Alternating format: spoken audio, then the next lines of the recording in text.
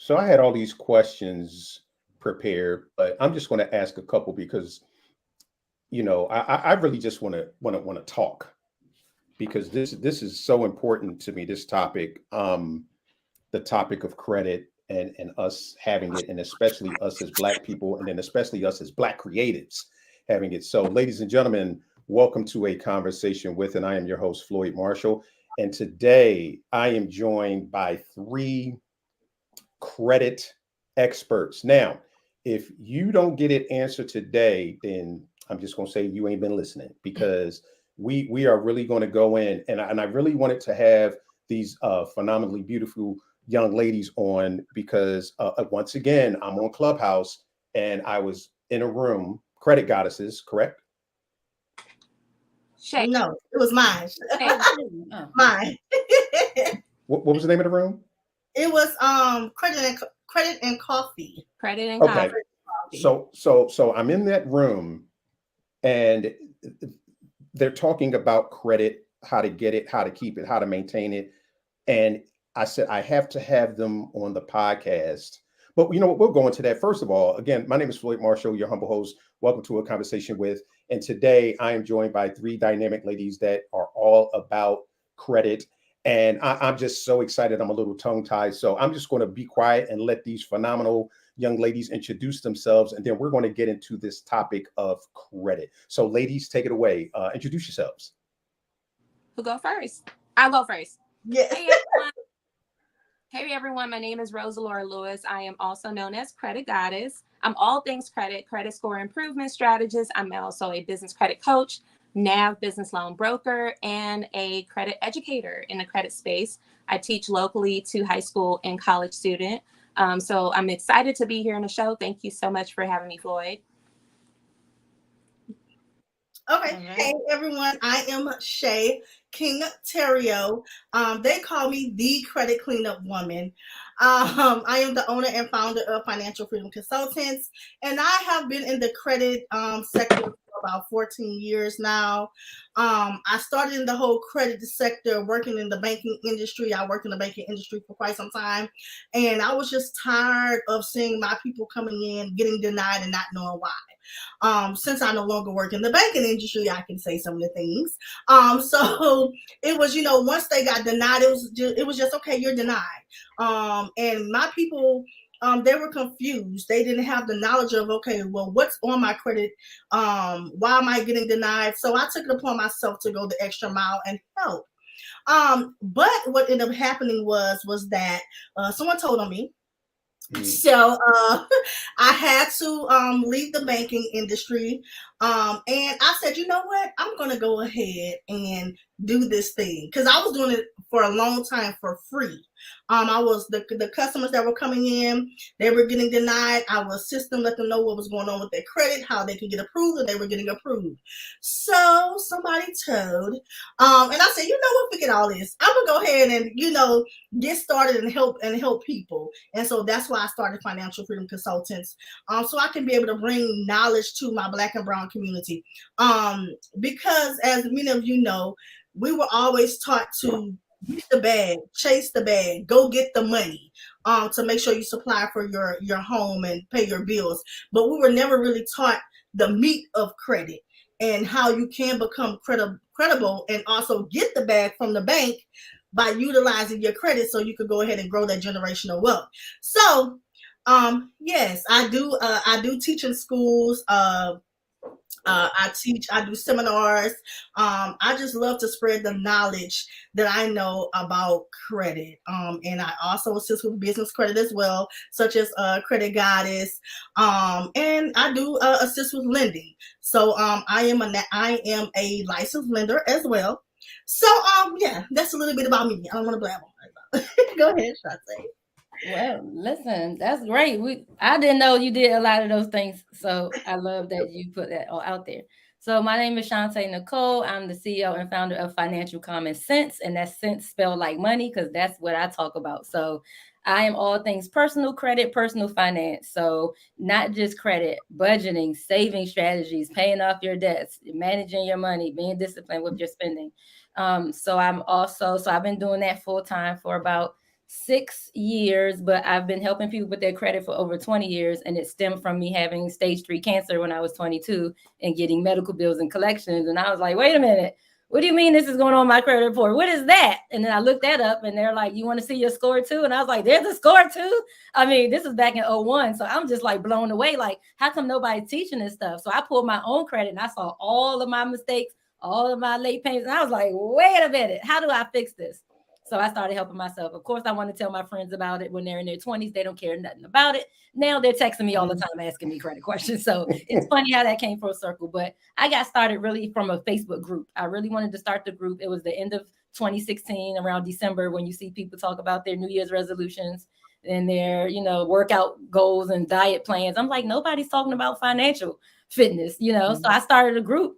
And I went from 0 to 60 people, was excited when I got to 100, was excited when I got to 1,000. And now there's 103,000 people in the group. And I spend my time providing free resources. People can reach out to me personally if they want to work one-on-one. I'm the credit GPS coach. Okay. If you tell me where you want to go and I find out what your starting point is, I'm going to guide you all the way to your starting point. And I also write scripts for PBS. They have a show called 2 Cents. So I wrote 4 episodes for this season. I also am a financial counselor for Howard University and Citibank. And I teach also kids. I have kids products and I teach in schools and colleges, middle schools, elementary schools. I just love teaching this because of my own experience. And I don't want that to go in vain. I would never be doing this if I didn't go through what I went through. I have a degree in nursing, but here I am working in finance. So I understand that my experiences led me here and I'm not going to take that in vain. So thank you so much for having all of us, the credit angels that you named us, actually. Yeah. From being in the clubhouse. So thank you. We're all here.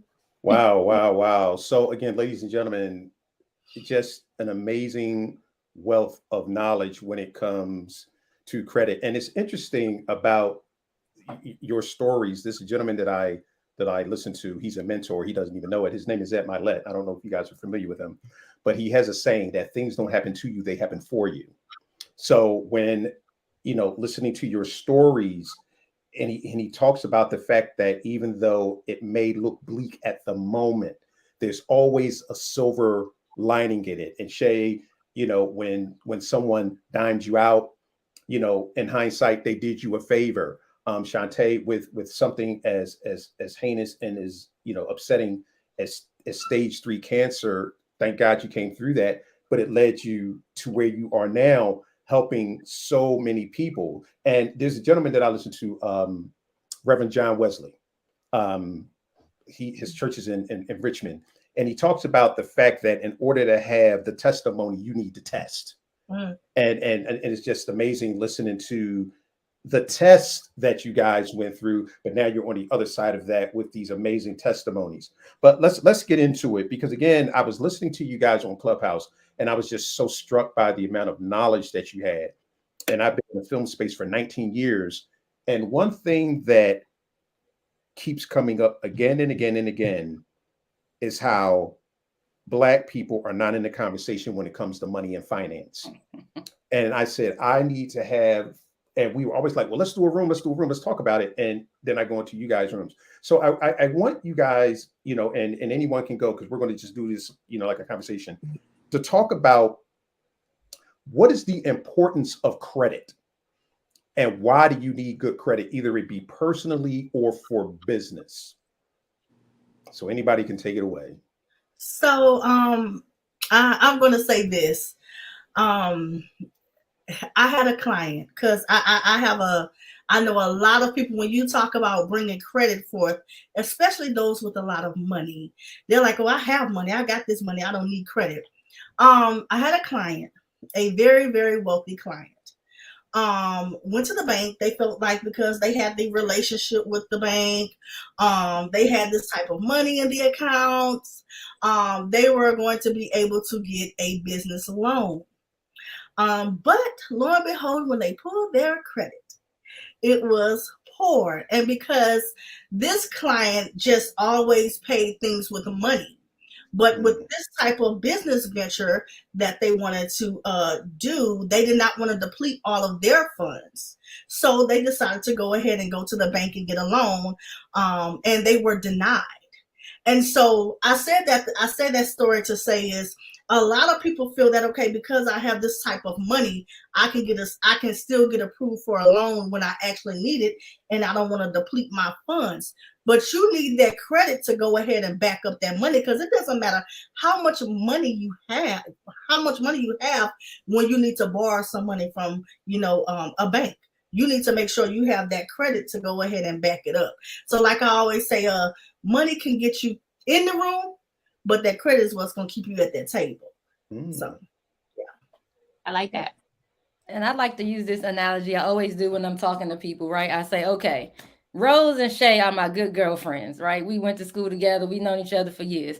Rose always in the bind financially. She said, Shantae, can I get $20 till Friday? And I say, okay, girl, I got you. I'll give it to you when I get paid. When she get paid, she give it back to me. I didn't have to call her for it, didn't have to ask her for it. So the next month, something comes up. Hey, you got 50, you can spot me. Sure, here you go. One day, me and Rose talking. She said, do you know Shay borrowed $100 from me? I cannot get it back from her. I keep calling her. She's sending me the voicemail. Or when she do respond, it's some excuse why she don't have it. And I'm like, that's messed up. So then one day Shay come to me and say, Shantae, girl, can you spot me $50?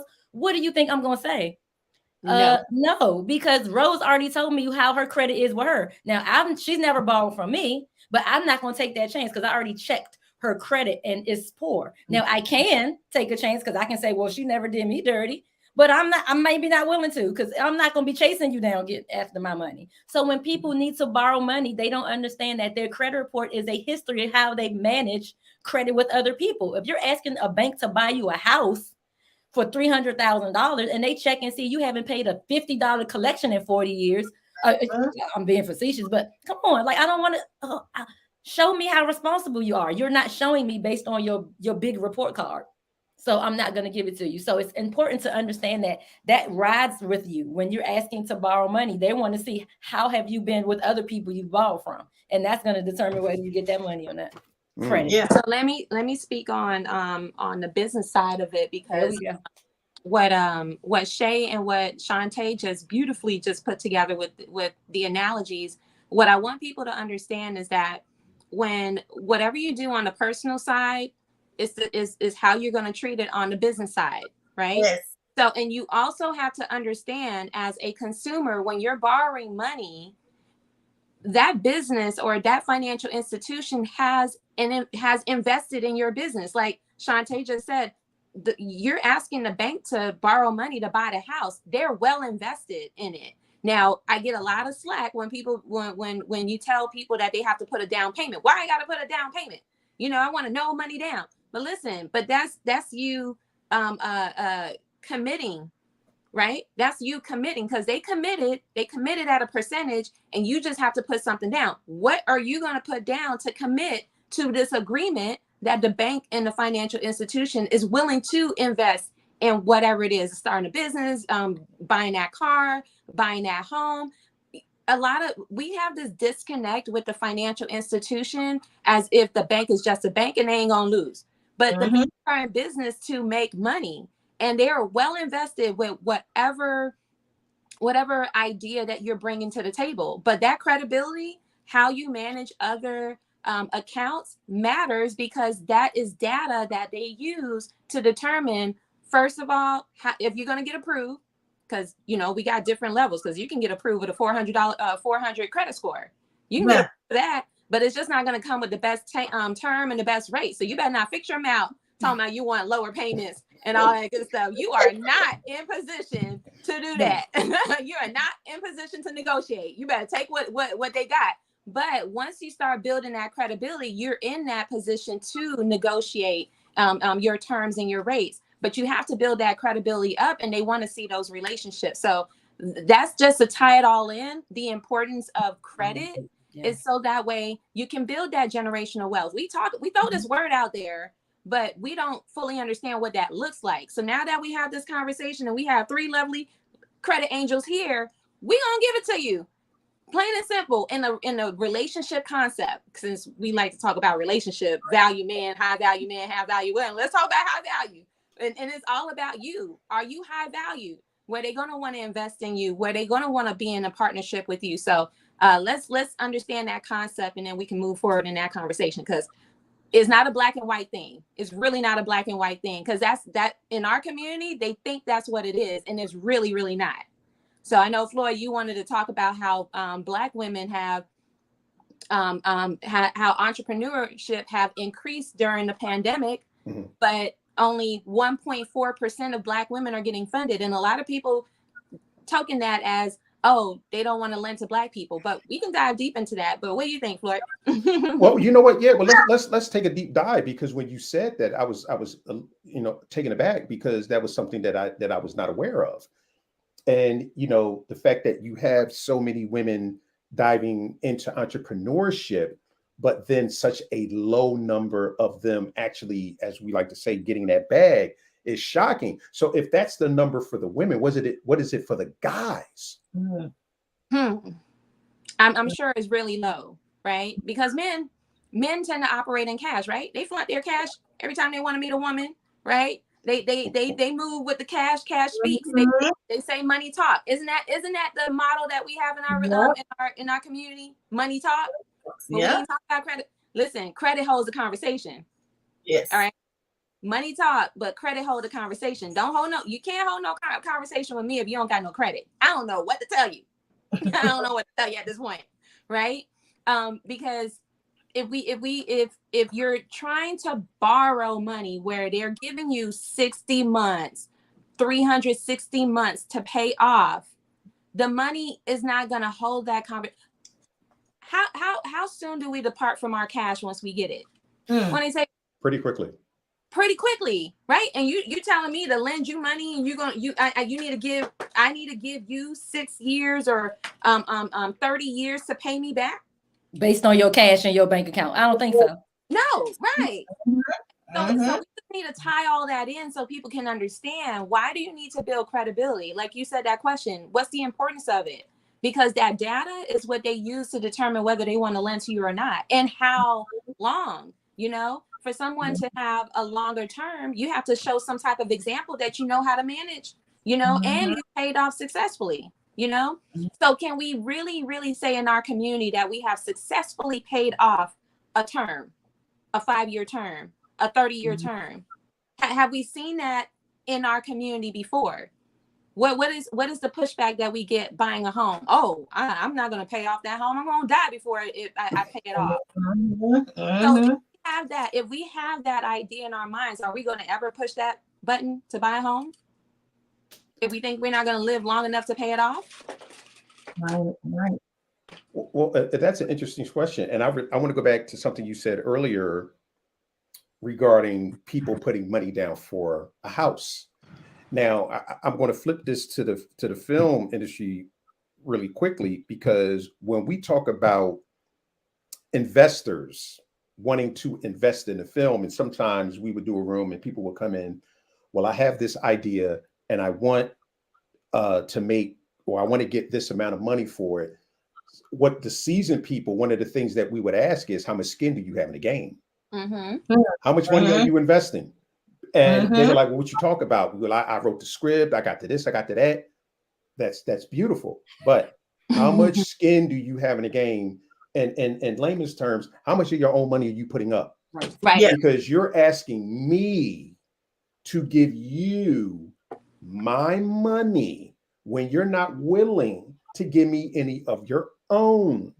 So guess how this conversation is going to go? No, I'm not giving it to you, because if you're not, ladies and gentlemen, understand this, and I'm not the credit expert, but I've been doing this for a long time. And this is with anything. If you're not willing to invest in yourself, who you think will invest in you? So talk about, so why is there such a hesitation for people to want to actually invest in themselves, where they would have to put that 10% down, where they would have to put that 20% down, or even 5%? Where do you think the hesitation comes in? No plan. No plan.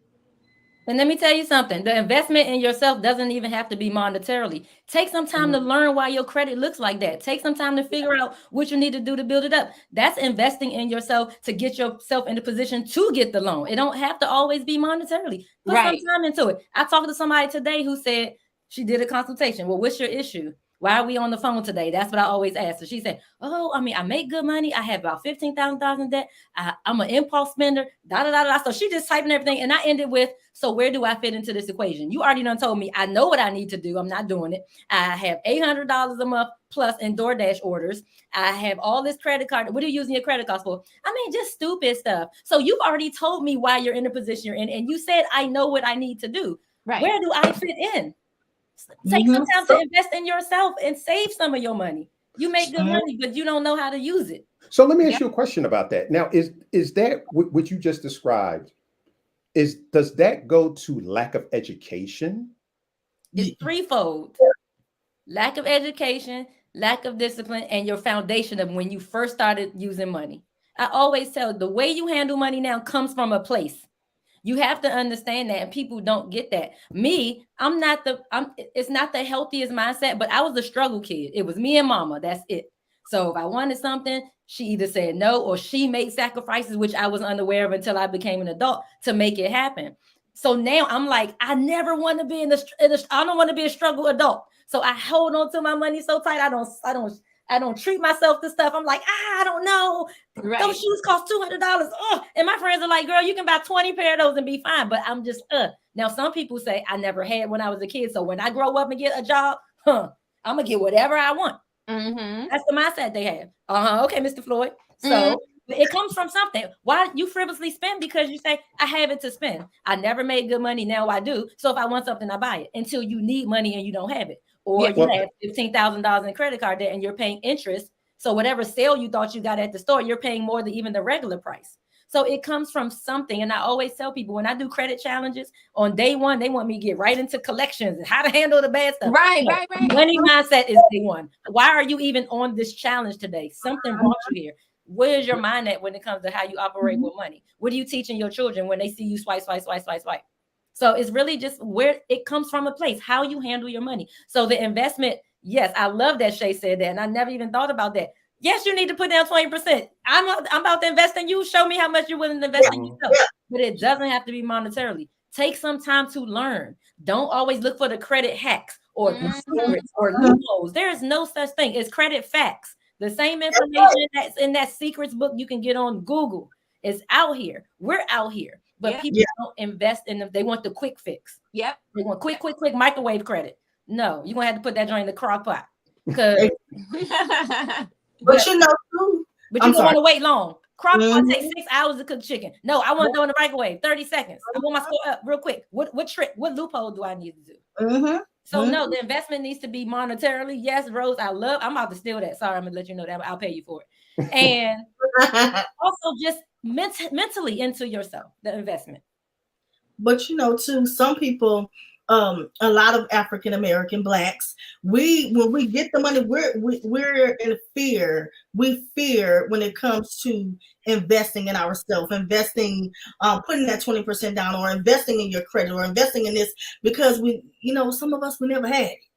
So then when we get the money in our hands, now we're fearful of actually putting our trust into somebody else, because then we're not gonna have the money anymore. So now it's like, okay, now I don't have this money, and my credit might still be bad, and this might go wrong with this house, and I might die before, like Rose said, and I might die before I can pay this house off. So I do believe that a lot of it does come from fear, the fear factor, which is what keeps a lot of us Blacks stagnant because of what happened in our past. So yeah. Yes. Oh my gosh. And I don't want people, the audience listening and feel like we're like bashing on our people, but we're not. But what we're speaking on is based on experience, because not only we're a credit expert, we're also therapists too. Like Shantae alluded to and say, but we are because it's all about the mindset. If we want to unlock the wealth building, it does start with your mind, because we have to chisel through all of that. We have to chisel through all the rebuttals. We have to chisel through all the excuses. We have to chisel through all of that just so we can get you guys results, because the result doesn't come from the quick fixes and all that you guys are looking for, thinking that it's going to solve your issue if you have no grip on your money management. You're just digging a hole, and we're putting dirt back in the hole. You're digging it right back. It's like, what's the point? That's it. In a never-ending cycle. Yep. Yeah. And I want people out, and I'm glad that we're having this conversation because we need to wake that up. Because on these social media platforms and YouTube, they don't talk about what they're experiencing with people. They so quick to try to sell an ebook and sell a course, but behind the scenes, we over here venting and complaining about the people that's coming in our circle and needing the help, but we're not talking about the mindset. We're not touching on that. We're not. Basically, what people are getting are the cliff notes, and then they come to you when they need the full book. Yeah. But then they come to us and want us to give cliff notes. I'm like, if you want a cliff notes person, you go to them because we're gonna give you the novel. We're not giving you no cliff notes. Real. Yeah. It's all about finances too. Don't just and I love how and I know all three of us, every time I like to tell my people, well, I like to tell my clients, customers, don't come to me if you just want me to just delete stuff off your credit report, because it's not just about that. You can get approved with a negative item on your credit report. It's about your credit build. It's about the positive items and how long those positive items have been on your credit report, how you've been managing your money. I had a client that got approved for a mortgage, a car right after they got their mortgage, a high limit credit card, a whole bunch of stuff, and they still had 3 collections on their credit report. But it was the longevity of the positive things that they've had, that relationship that they have now. So therefore, those lenders was like, okay, well, Chris over here, he probably had him a little bumpy road back in the past, but now Chris been doing real good for these couple of years. So I like to let people know it's not just about the negatives. It's about the positives. Don't come to me talk about, because I saw this on Instagram and he said by deleting all of this. You will not have an 850 credit score with all those negative items on off your credit and nothing positive showing up, or a little rinky dinky $300 credit card. Come on, that's not real. Stop it. It's not. And you can't have all them authorized users on your credit report. Because it will say authorized user on it. It sure will. It's not gonna happen, So and Shay, I'm so glad you said that, because I tell people all the time, my score at one point was a 742, and I had 2 unpaid charge-offs and 1 unpaid collection. They say, well, how can you have such a high score with all that negative? I said, because in between the time it went negative and when I checked that 742, I had so much positive history in between. And the lenders was like, give her whatever she asking for, because she had the bump in the road. She's redeemed herself all these years, and now we understand something happened. But man, look at what she's done since then. Nothing negative, nothing late, nothing. It's possible. So yes, I'm glad you touched on that. People think good credit means nothing negative on the report. I have a client with nothing negative, and her scores are in the 500s. Not anything negative. Nothing. Ask this question: have you ever seen a perfect person? No. Have you seen a perfect person? Have you ever met one? So there's no perfect credit report. So I mean, accept what happened, because this is the thing when people are so focused on the negative. And I like to use this analogy. If you're trying to get back in the dating pool, you're just gonna keep talking about your exes. You just gonna keep talking about exes. What about improving you? Weren't you the reason why the relationship ended? So why not improve you, so the next relationship you get into, you can keep it? You know what I'm saying? That's what credit is. That's what credibility is. Those relationships that you have. Yes, there was a bump in the road, loss of job, divorce, bankruptcy, whatever the case is. But did you pick back up and rebuild? A lot of people so focused on getting the negative stuff off. When the client be like, well, my score didn't go nowhere. I still see the medical bills on there. What, did you go get that credit card like I told you to? Exactly. Did you go build? Because while you sitting up here waiting and stalking your credit report, you didn't do any rebuilding. Because that's more important. Yeah. And I don't understand that there has to be a counterbalance to the negative. Yeah. And full disclosure, I've been on both sides of that fence, where I woke up one day to go to work, and I went outside and the car wasn't there, and I called the cops and I said, somebody stole my car. And he said, no, ain't nobody stole your car. They repossessed that. Yeah. Because I was lazy and didn't make the payment. And I vowed after that, I said that will never happen again. So now when you look at my credit, and they number ones all the way down, or the green check marks. Mhm. You know, but things happen, and then I had some other things happen, and I had to go get something, and the lender, he looked at, he said, wow, he said, and see, here's the thing, ladies and gentlemen, and I'm no credit expert, but here's what happens when you take care of your credit, and you may have a bump, and you start paying things on time. As these ladies said, they will give you a chance, because that lender looked at my thing and he said, wow, Floyd, he said, I'm looking at before, and it was amazing. Then I'm looking at this. I don't know what happened, but then I'm looking at what happened afterwards. And I had gotten back on track, and they said, okay, based on this before and that after, we gonna rock out with you. Right. Yeah. And you know, Floyd, and it's good that you said that. And also, Rose, I like to tell people too. Rose mentioned something. I want to talk about the negative items.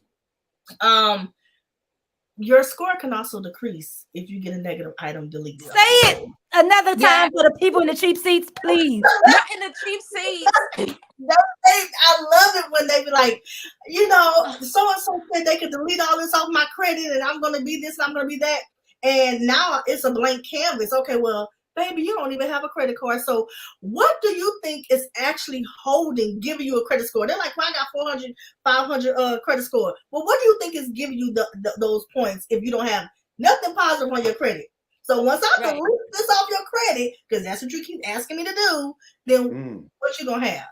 You know, and literally I had a client that we got all the negative items deleted off of the credit report because he had a situation and where it wasn't actually his. And so I said, well, once we get this taken off, I'm sorry. I said, while I'm getting this taken off, I need you to go get a credit card, a secure credit card. I said, because as soon as this is deleted from your credit report, your score is going to go to 0. Oh, Lord, here we go. I get a phone call. My credit scores are at 0. And I said, well, baby, did you go get your credit card? Oh, no, ma'am, I forgot. Well, that's why. You know, so I just love when people come and say, delete this off my credit report. Well, baby, guess what? Your score is probably going to decrease, especially if you don't have that positive credit. So wait a minute. Let me see if I'm understanding you correctly. Even if it's bad, you should really think about it before you delete it, because that could have an adverse effect on your score. Yeah. Depending on why you want it deleted and when. You know why? Yeah. Because once upon a time, that was a positive open account.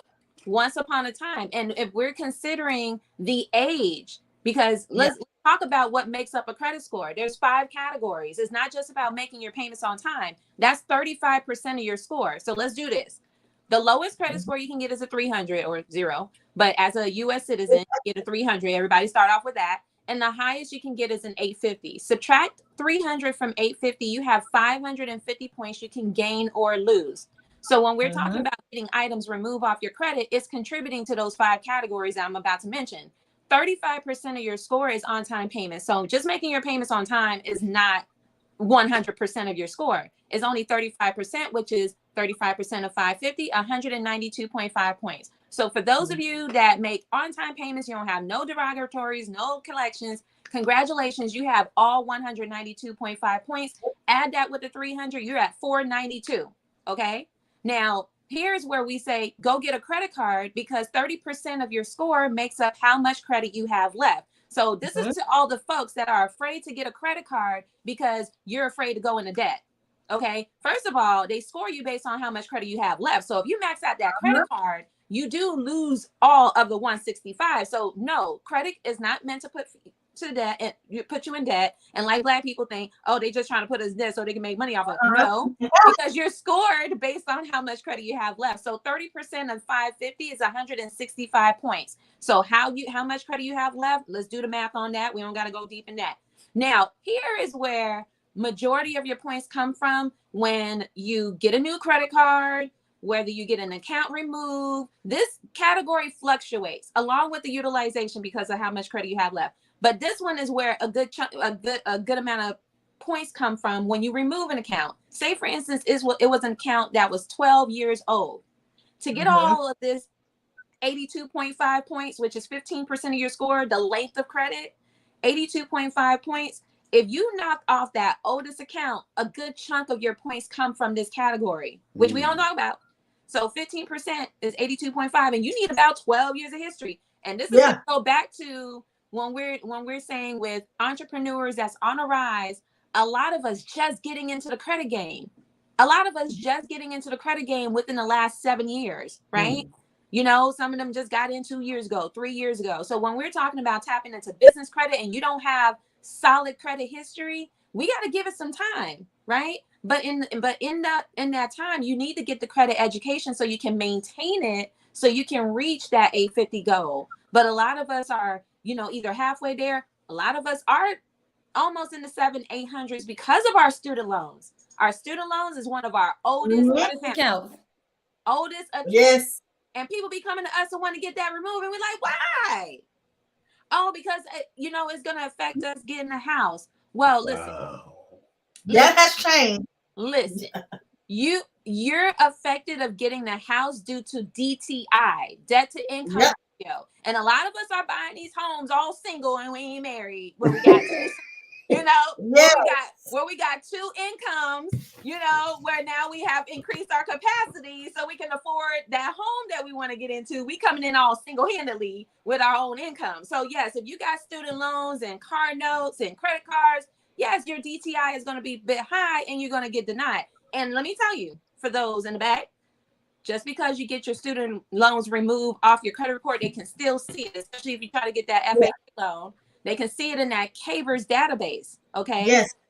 All right. And Shay can speak on that. They can still see it. There's other data reporting agencies they can pull your information from. So just because you got it removed off of Experian, TransUnion, Equifax, they can still pull your data from other data reporting agencies that they would use to, you know, double check on you, right?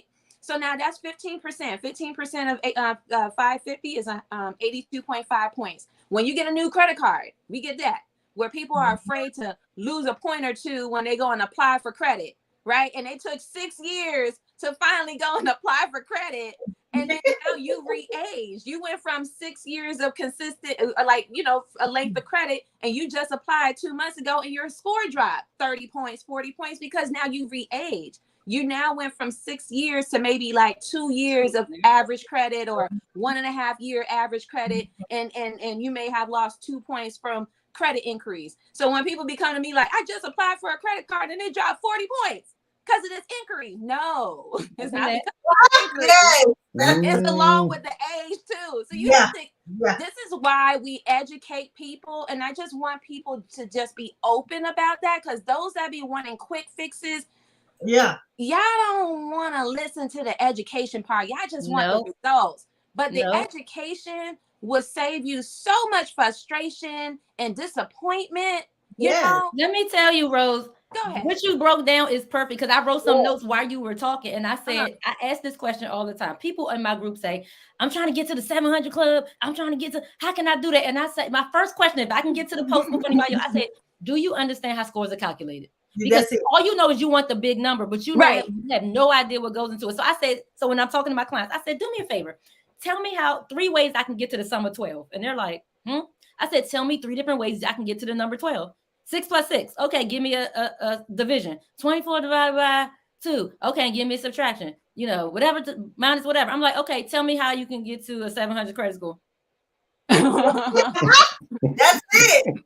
But I'm like, but you know the number you want to reach. But if I say give me the sum of 12 3 ways, you gave me 3 ways. But if I say tell me how you're gonna get to 750, they have no idea, and all they start naming is the negative. I promise, like Rose said, like Shay said. Oh, tell me what's comprised of a credit score. You may not know everything. Tell me what you know, and I'll fill in the blanks. Collections, all your late payments, your bankruptcy. I'm like, hello, like. The on time pay, like, that. Then they say your debt to income ratio. I said, let me ask you a question. Have you ever seen your income on your credit report? No. So then that is not a factor. I'm like, the score is comprised of the things that are on the credit report. That's why people want to get all the bad stuff removed. If it's Yes. gone, my score is going to go up. But as these young ladies said, just because a negative item is gone does not mean your score is going to go up. You Right. got to understand how everything works. Everything. So the education is the key. You're trying to make moves without. I don't know how to play chess. Can you imagine if I'm playing with a chess master? I don't know the rules. I don't know what pieces mean what. I don't even know the names of the pieces and which the proper spaces they can go in. But I'm trying to win the chess game and I don't know the rules and never play. And I'm not asking a professional to teach me how to play. Right. So now you're trying to fix your credit. It's taking you years because you don't know what you're doing. You're moving pieces all across the board. You're playing checkers with chess pieces. You're playing chess with checkers pieces, and you don't know what's going on. So now in year 25, you're like, I finally need some credit help. You've been needed it. And I understand you've been trying on your own. You're not tapping into the right resources. You want to talk to the YouTube University people who say, get everything off and dispute everything and you have good credit. You want to talk to the Lexington Law lobbyists who say, pay us $89 a month. We'll write letters for you and everything. You know they're being sued, right? Huh? You know they're being sued. I know. Pay what, $3.1 billion fine? Ridiculous. Wow. So my point is that everyone, we keep saying the education, teach yourself, learn this. And even if you're learning and you say, I'm still overwhelmed, that's when you tap into the experts to teach you and to guide you. I learned how to change the oil in my car when I was in my 20s. Now I can go out there right now and attempt to. It might take me 4 hours and I'm going to be frustrated. Oil going to be all over the place. I'm going to say, no, forget this. I'll do it tomorrow. But if I took it to Mind the Key down the street, the expert going to do it for 30 minutes and I'm going to pay. Right. So sometimes you get, even with all the knowledge you have, you still need someone to guide you, and they can do it much quicker than you trying to do it on your own. Yeah. Well, you know what? In my humble opinion, that's nothing but an investment. That's what I think. It's an investment. But I want to ask you, lady, and this is so great. Wow, this is the easiest interview that I've ever done because I ain't got to say nothing. This is great. I'm loving this. But so when you're talking about credit score versus FICO score, or you know what? Hold on for a second, because someone in the audience asked a question. So, hey, audience, Gina Partee, writer producer. Hi, Gina, and my cousin. My cousin was here too. Gina says my student loans got sold to another company. The old company is still on my credit along with the new company, but the old company has late payments. Should I try to remove the old company in favor of the new? No. You don't really. Rose already said why. Yeah. And okay, listen. Anything within the last 2 years, 24 months was factoring into your score, right? If it's no longer within that 24 mark, is no longer factoring into your score. You have already kind of recouped, your points there, right? Now it's on there. It's an eyesore. I get it. But I just mentioned age. If that's say for instance that you just got that account 2012 and that's your oldest account, most of your points are coming from the 15% that I mentioned. When did they take over that student loan? If it was within a year or two, you knock off that 12-year reporting. You just condensed it down to what, 2 years? Let's just say if that's the only thing that's on your credit report, you probably have some. Your credit card is probably like 5 years old or whatever, but you just took away the oldest account. You're going to lose points from that because that was contributing to your age. If you get what I'm saying. And that was also contributing to your mix of credit. Yeah, that's what I was just about to say. Okay. So the more accounts that you have on your credit profile, the more points you can actually maximize. You need to have about like 21 plus accounts, open or closed, in that category to get all 55 points in that category. Now, we're talking about the anatomy of an 850 credit score. People with an 850 credit score have a heavy, solid credit profile, mixed accounts that's been paid off and things like that. So you can lose a couple of points from there too. So there's different areas that you can lose points if you was to remove that and count. So Shantae, Shay, what you got to say? No, you said it all. Look, I was about to say the same exact thing, but I do like you mentioned earlier. And I like to tell the audience, do not worry so much on your past. Don't worry so much about your past. Let it go. Worry about what's happening now. And like Rose mentioned, anywhere 2 years on up to now is what you should be really, really worried about. Anything past that, don't worry about it because it's not hindering you as much as something that's happening now. So yeah. Okay, she Rose, said it was within 2 years, so she said she'll definitely leave it. And thank you. You're But welcome. but back to the question I was going to ask: is there a difference between? And I think I heard you, Rose, talk about this. The difference between your credit score and your FICO score, are they one and the same, or are they different? Is it because they the sometimes Vantage score and the FICO score. Vantage score and FICO. Okay, so can you guys explain the difference between the two? I mean, basically, it's the way it's calculated. Okay. It's the way it's calculated, and I want to say, FICO goes off of the main difference is, Rose, FICO, the 10% comes from inquiries on FICO, and I want to say the 10% comes from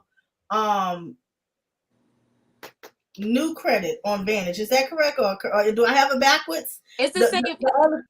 It's the same how they word it. New accounts, inquiries is the same, but I think the Vantage is like 5%. Yeah, okay. Something like So that. I know when I recently looked, I didn't see, and I'm gonna go back and double check, but we don't focus too much on the Vantage score. Exactly.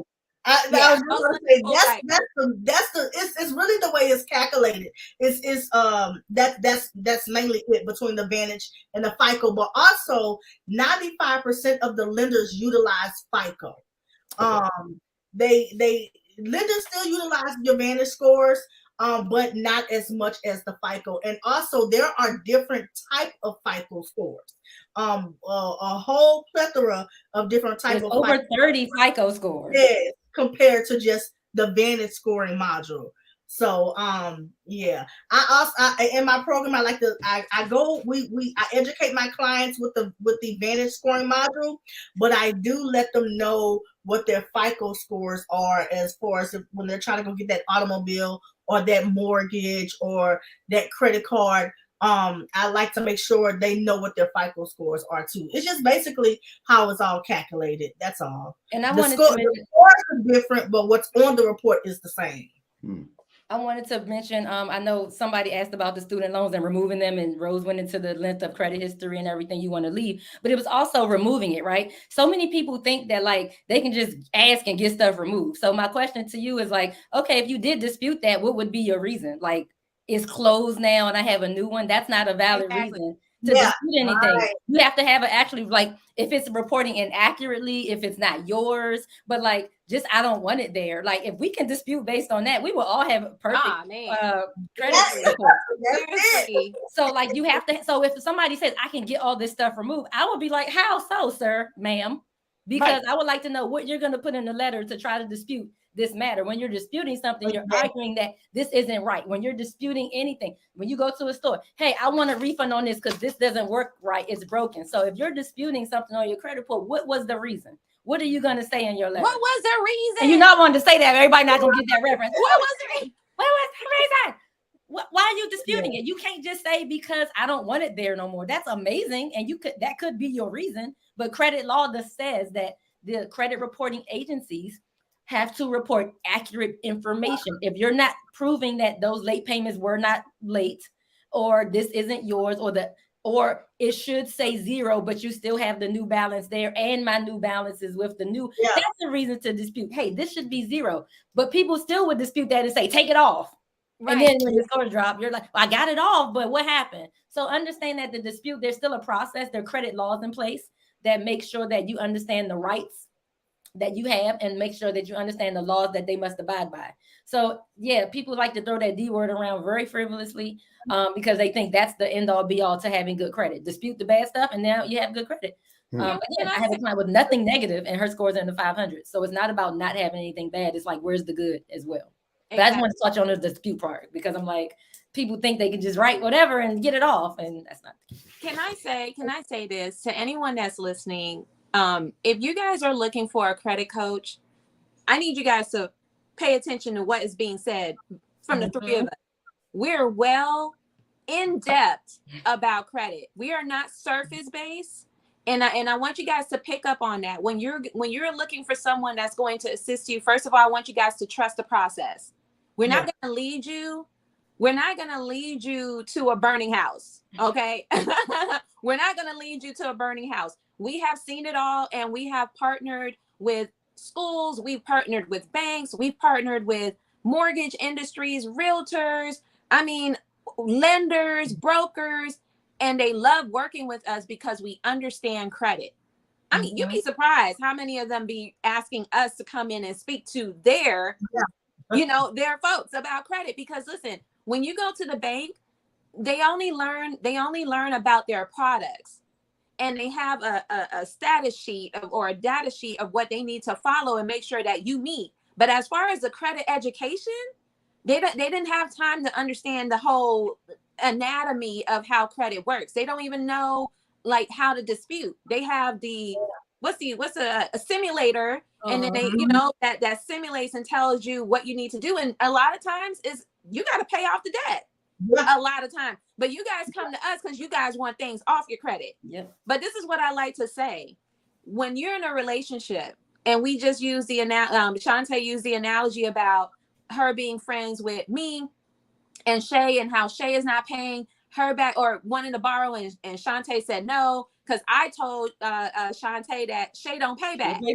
Okay. All right. So this is what banks are looking for when they look at your credit profile, AKA your financial resume, right? It's your resume. So just like how you go out here and you get certifications, you get your bachelor's, so that way you can meet the qualifications to get that particular job, to get paid the 6-7 figures, whatever it is that you guys want to do. You make sure that you get in position for that. I want you guys to focus on getting in position. So when you're reaching out to any one of us and we ask you what your goals are, we're going to make sure that we tailor your goals according to what the banks are looking for, according to what a broker is looking for, so you can qualify. When y'all be telling us what to do, go it. That's it, Rose. Listen, I'm going to fire you. If you're not coachable, I'm going to fire you. If this is not going to work. I've done that. I gave her all her money back too. All of it. Whoa. Please talk about that. Please talk about that, because I'm a coach myself. But we're getting kind of close to the end, but we're gonna spend some time on this. Talk about the fact that it has to be a good fit for the both of you, because if it's not a good fit, then you're not doing your client any justice. So can you, all three of you, can you please talk about that? That's I got my notes because Rose said something else. I love y'all ladies so much. I promise y'all, I be getting stuff from y'all. Rose said something so key, right? It's the relationships, right? So what happens is people, they're in toxic credit relationships. They want to make changes, so they come find us, and you bring in the same baggage from your ex who treated you dirty and who you treated dirty. Don't treat us like that. We didn't do nothing to you. We trying to build you up. So now we're the new person in your life that's trying to build you up, but you come in with all that nastiness that you carry with your ex when you because we're going to try to help you come out of that. And if you still have the same attitude, peace. If you have the same mindset, peace. We can't work with you like that. I don't want baggage. I'm trying to clean up people's baggage. You come in with me, and it's okay that you come, but when I give you the knowledge, when I give you the steps to take, don't give me pushback or peace. And here's your refund. I have no problem giving back money. I do not care if it ain't a good fit. You're not gonna stress me out about your bad habits. Exactly. And I want the people to come to me and say, I'm tired of this toxic relationship. I don't want to go back to my ex. I have a client who filed bankruptcy twice. You went back to your ex. Exactly. That's it. You did. That's it. So that's what it is. It's really about a good fit. Has to be, you want this more than I want it for you, because we're so passionate, and I know y'all hear this in our voices. We want this for y'all. We've been there. We've helped hundreds of people get out. So we know what we talking about and what we doing. But you want to come over here with all that net? I'm okay. And you know what, Chantal? We are not Lexington Law, period. Okay, we just say that. I'm not Lexington Law. We work as a team. So when you come to me, it's just not you telling me, okay, or you telling me what you think you need. I'm gonna let you know what you need, and we're gonna work as a team to get you to where you need to be. And see, that's what a lot of people don't understand when they come to us, because they feel like Shantae said, because of their past relationships with other, because they done went through all these different credit people, or they done been on YouTube, or they done been on Google, and they done tried all this different stuff that they don't know what they're doing. Then when they come to me, they're like, okay, well, we work as a team, baby. You gotta pull your weight, I gotta pull my weight. We're gonna come together. We're gonna make sure you get to the next level. And don't join this relationship as a unit until you trust me. Don't go from this trust over here, and now you don't trust us. Then don't come. I don't want you if you don't trust me. Right. And I'm gonna give you your money back. And you can go on your way, and you can go back to your ex or to the next new person that's gonna end up being just like your ex because you decided that you didn't want to work as a team with me. And guess what? Somebody told me one day, we did a consultation, gave it a rundown. You're going to get this, you're going to get this. Oh my God, sis, you helped so many people in the group, blah, blah, blah. She did end up going and paying Lexington Law, right? And then she came in, and I promise if I can show you a screenshot, she said, I feel so bad. I feel like I cheated on you. She literally used those terms. Wow. And I was like, honey, I've been good over here with my people. You ain't cheated on, you cheated yourself. Wow. Yeah, that's because you paid them $1,800, and now guess what? You gonna pay me too? You think I'm gonna give you a freebie? Did you waste your money? But you know what I find but what I find interesting from what you guys are saying, and this is in my industry too. Some people are just afraid to succeed. Yes. So if I'm coming to trying you, to understand what that looked like. You would be amazed. You'd be amazed. But see, when people are coming to you, there is success at the end of that. Yes. But in order to get to that success, there are certain things that have to happen. And one of the things that will have to happen is accountability. Because you guys are going to, you ladies are going to hold these people accountable. Because when you were with your ex, it was messy, it was nasty, it was toxic. Everybody was doing, anything that they wanted to do. There was no structure to the relationship. I've been married for 35 years. There has to be structure to the relationship. And when you were with your ex, there was no structure. It was chaos. It was all over the place. So then when you come to Shay, Shantae, or Rose, and you guys are saying, okay, there is a process to this. Yeah. And in order for A to happen, you got to do A, B, C, and D. You cannot miss a step. You can't. We tell people all the time. One of my friends, Brenda Gilbert, she owns Brown Entertainment. She talks about the ladder to success and how you cannot skip a rung. Because you cannot.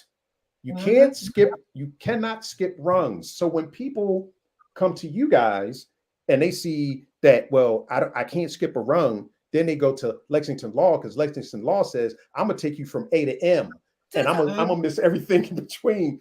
And then they end up coming back to you because they say, well, damn, when I skipped A to M, the process took me twice as long. It's like when you put something in your GPS and it takes you a certain way and you see some traffic and you're like, oh, but that street over there is clear, so I'm gonna go that way and take the shortcut, and you are now 45 minutes out of your way and end up having to go back to the very same place that the GPS told you to go. What you talking about, Shantae? You the GPS or credit? Shantae's a GPS. Yeah. But here's another question from Gina, because you guys are just dropping phenomenal gems. Question. I'm just starting to set up my business. And this is a question that I should have asked earlier today, but I didn't, but I'm glad she's asking it. But my question is, how do I separate business from personal credit, or should I? Of course, you need to separate those two. The reason why you want to separate those two, because now you're a separate entity, and let's look at that entity as your baby. Our business, our first business, or any business, is our baby. We're going to build that thing up. And a lot of times people be looking to make money as soon as they open up. Like, no, listen, it took 9 months to make that baby. Okay. All right. So give yourself some grace. Because first of all, and I want everybody to understand that as an entrepreneur, don't beat yourself up when you are not excelling like everybody else. It takes time, right? It does take time to build, because you are every single department in your business, first of all. Now, when we're establishing our business, those are two separate entities. If someone was to come into your establishment and say they get hurt in your establishment and you did not separate you from that business, they can take you for everything you got. When you are commingling funds, you are piercing the corporate veil. So you need to separate those two, where they're not tying you both to the business that you're making all this money with. and then you tied it in with your personal and you commingle those, they come in to take everything you got. So you got to keep those two things separate. So when we say establish business credit, the same concept that you're establishing credit on your personal side is the same thing that you want to do for your business. When you're just starting your business does not have any revenue coming off the bat. It does not have credibility. So that is what you're establishing. And see, a lot of people are confused about business credit and how to establish it because they didn't fully understand how you do it on the personal side. So it's the same concept. It's the same concept. It's just, it's a business entity and you're building it on the business. But the concept of building, if you understand how to build, then you would know exactly what you need to do on the business side. And as a tax preparer, you need to make sure for tax purposes too, those two are different. So, you know, when it comes to taxes at the end of the year, and even during that whole time, you don't want to mix, especially when it comes to your business checking account and your personal checking account. You don't want to mix all of that in together neither. It can very well hurt you. So yeah. And the different and it's different getting a business account in a regular account anyway. Because when I had to get my business account, they were asking me for my firstborn's eyelashes and blood, and I'm like, well, what the heck? But how are you going to have your tax write-offs and different things at the end of the year when you're presenting to me your personal checking account? You know what I'm saying? How do I know that you spent $500 at the steakhouse restaurant and it wasn't for you and all your kids, but yet this was an actual a business date? How do I know that? How can I decipher that? So yeah, it does boggle all down to your taxes too. Which is why you different. And with Shay talking about taxes, this is all coinciding with the NAIC code or NAICS code, or how you guys like to say that. The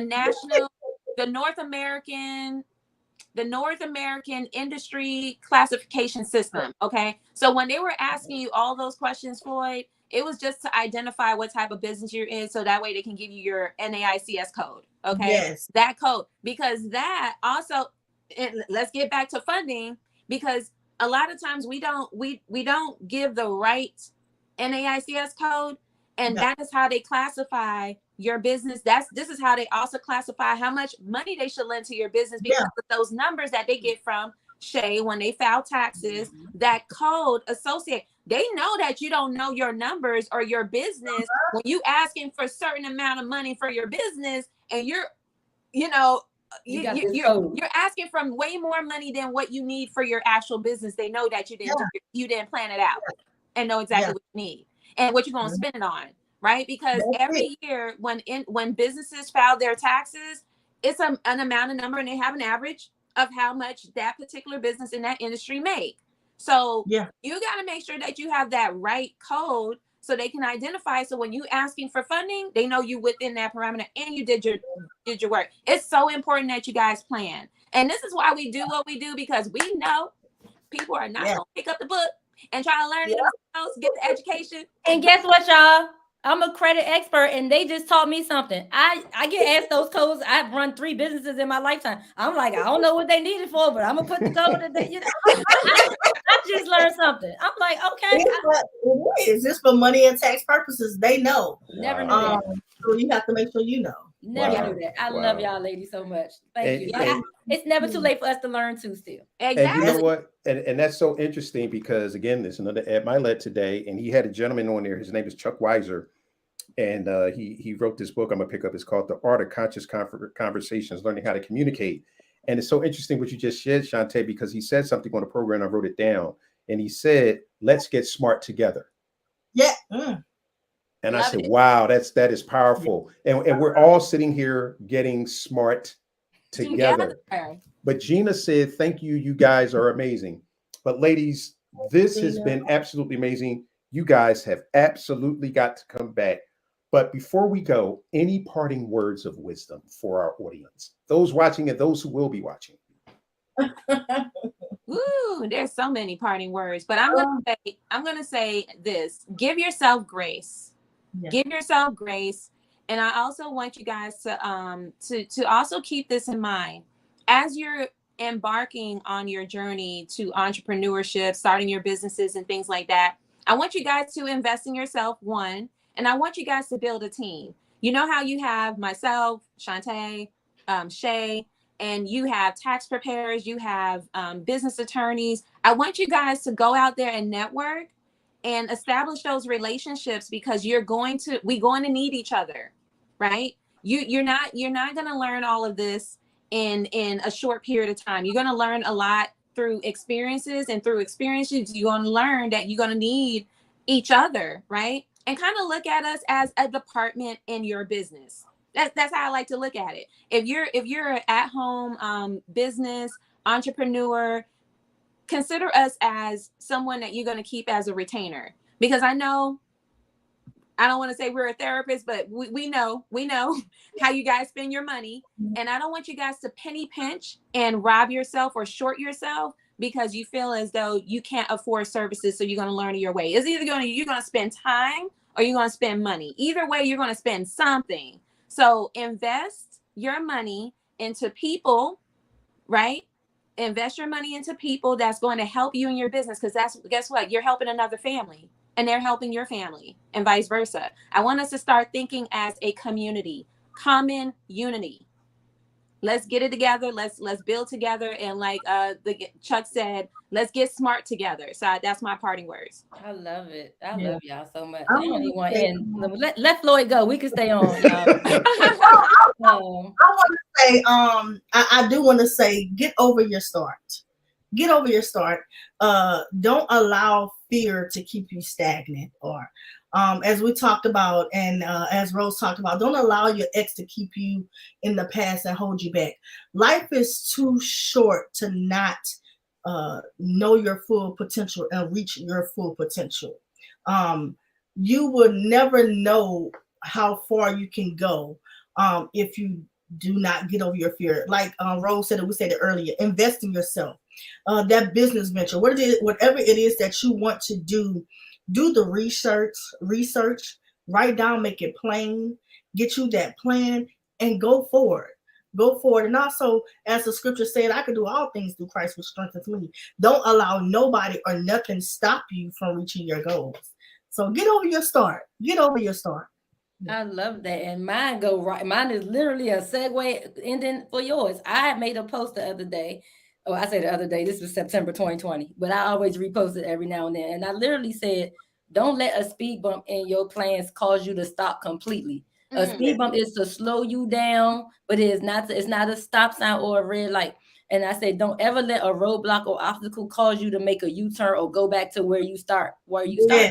Just take a different route. If this wasn't working, don't go all the way back to the beginning. Take a different route. Just like the GPS. If the GPS take you a different route, you're not going to say, okay, let me go all the way back home and start from scratch. You're going to say, tell me how to get there from where I am right now.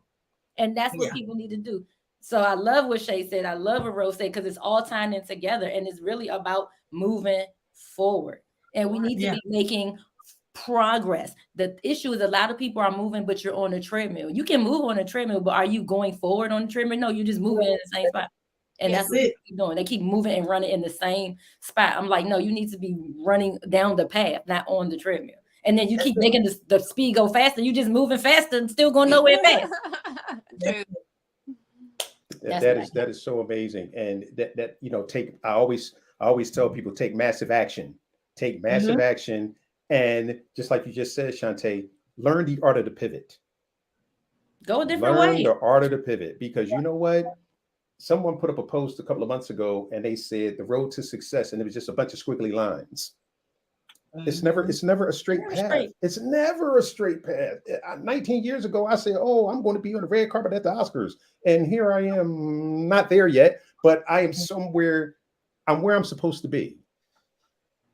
I'm where I'm supposed to be. But where can everyone find you, amazing young ladies? And before you get to that, Gina said, thank you for, she was thanking me for my everyday post. You're so welcome. And she said, you guys are so encouraging. So guys, if you're listening, they're going to tell you where you can follow them. And if you have any questions, please follow them on all the social media platforms that they're about to give you. And please reach out and invest if that's something that you need to do. So ladies, where can everyone find you? They can find me on Instagram, Financial Freedom Consultants with the S underscore Financial Freedom Consultants, and the underscore is at the end of the S. Also on Facebook, Financial Freedom Consultants. I'm the only one on Facebook with Financial Freedom Consultants. And also, if you would love to visit my website, I work hard on my website. Go ahead, check it out. It's www.financialfreedomconsultants.org. Financialfreedomconsultants.org. So thank you so much, Mr. Floyd, for having me. Thank you, ladies. I loved it. Thank you. Yes, thank you.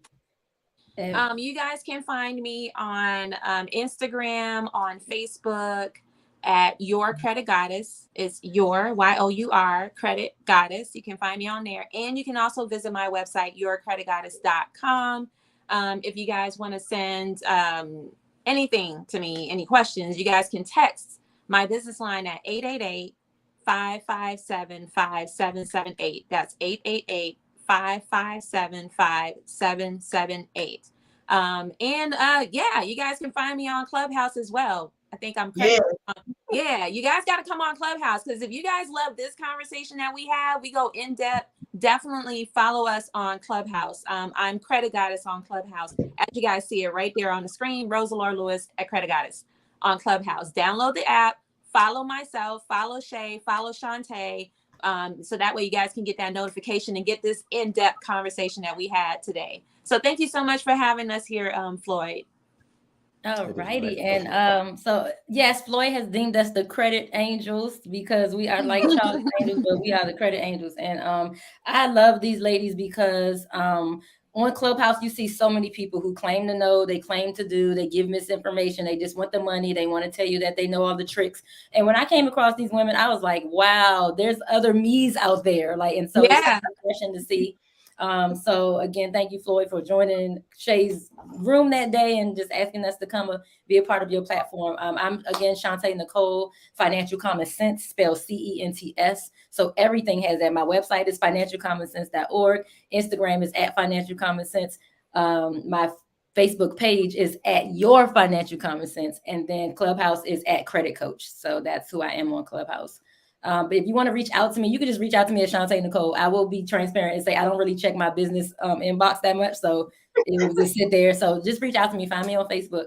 But yes, I'm so happy to help you guys. And we all just have our own personal services with whoever resonated with you, whoever you feel like can be a good match for and good fit for. Make sure you reach out to us. But we're here to help you. You're gonna get that same energy wherever you go. Exactly. Same energy. And I'm sorry, I do. Shantae just reminded me of something. Yeah, if you want a quicker way to get in contact with me, text or call 833-700-1165. Because I don't check my messages until later on that night or the next day. Sometimes next week, 2 weeks, messages. This it was hectic, so I got a lot of emails. So yes, text or call 833-700-1165. Well, this has been one of the best shows that I have ever had the privilege of sitting and listening to. This was absolutely great. And ladies and gentlemen, as I always say, if you like this episode, please do yourself a favor and do your friends a favor and share this episode, because as I said at the beginning, there was going to be some amazing information shared, and it was some amazing information shared. I learned so much, which is always a plus. This is why I love doing this podcast. We are definitely going to have the three of these absolutely phenomenal, beautiful young ladies back, because I like having people on that can level you up. And if you didn't get anything from this, I'm sorry, you were not listening. So if you weren't listening, guess what? You can listen to the replay, because I guarantee you this. If you listen to the replay, you're going to hear something different. You're going to definitely hear something different. So please listen to the replay, share it on Apple Podcasts and all those other good places. But again, ladies and gentlemen, thank you so much for joining myself, Rose, Shay, and Shantae for the last hour and 15 minutes. We truly appreciate it. And as I always like to end my shows, Love this like a hobby, but above everything else, treat it like a business. And on that note, everyone have an absolutely amazing night. Bye-bye. All righty. Bye bye.